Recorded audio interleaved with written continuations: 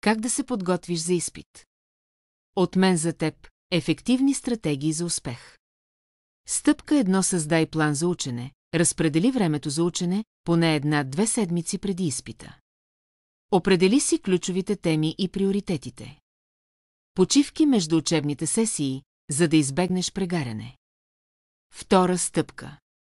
Използвай тези ефективни методи за учене. Метод на активното извличане – това е да тестваш себе си чрез въпроси, за да провериш колко добре си усвоил информацията.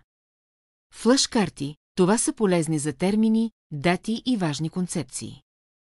Метод на Файнман – това е да разкажеш материала на друг човек или дори на себе си на глас.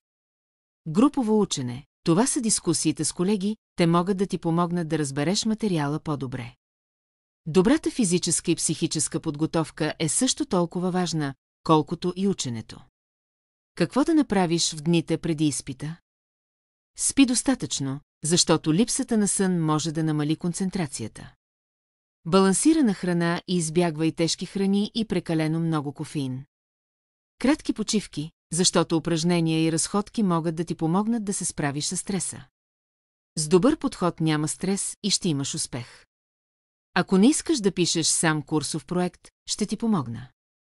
Учи умно с мен, а не просто дълго. Как да се подготвиш за изпит? От мен за теб – ефективно.